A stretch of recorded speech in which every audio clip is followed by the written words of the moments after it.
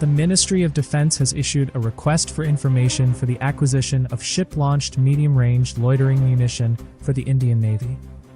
The Navy wants the munition to have a range of at least 1,000 kilometers, an endurance of at least 9 hours, an accuracy of under 1 meter, and a radar cross-section of less than 1 square meter. The RFI also requires the munition to be equipped with RF and satellite communication data links.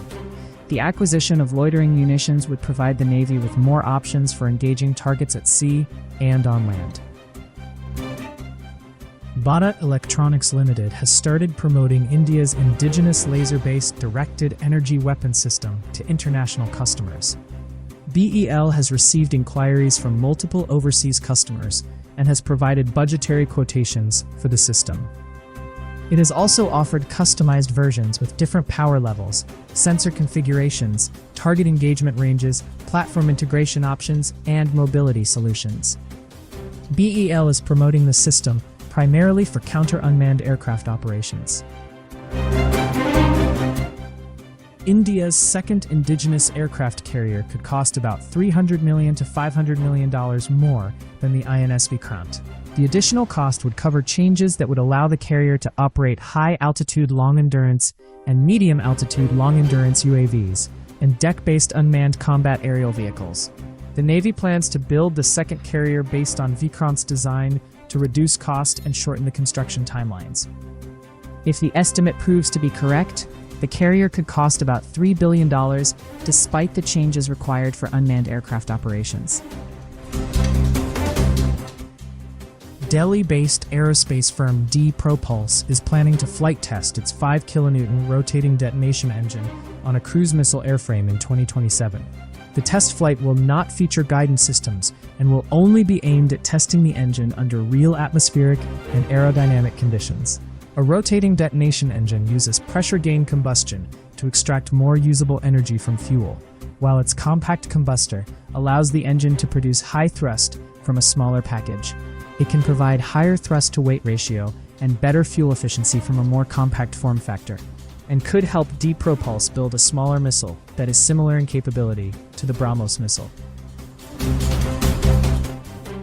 Astra Microwave Products could possibly manufacture 4 active antenna array unit prototypes for the AMCA's GAN AESA radar program. Astra Microwave and Bharat Electronics Limited had secured first and second positions in the bidding for the manufacturing of the active antenna array unit, though DRDO's Electronics and Radar Development Establishment has overall responsibility for the development of the radar. Astra's position gives the company a place in the AMCA's radar supply chain, but the final production arrangement for the radar will be determined by a separate prototype development contract.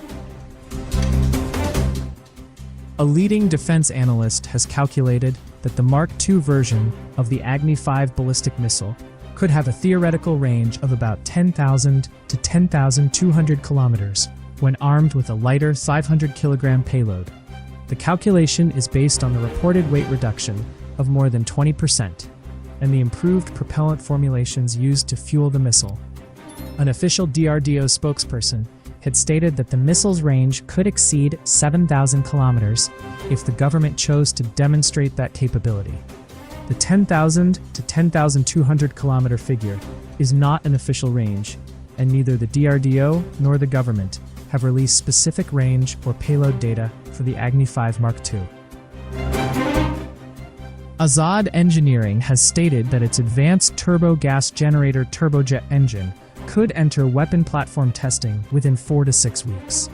The engine has been developed in collaboration with Gas Turbine Research Establishment, produces 350 kilogram force of thrust, and is designed for expendable applications.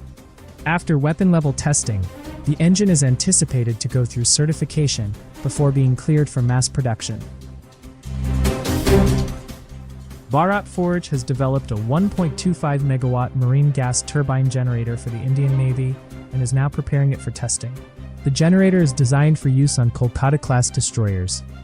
Bharat Forge is slated to manufacture the turbine itself, though the electrical generator component will initially be sourced from another supplier.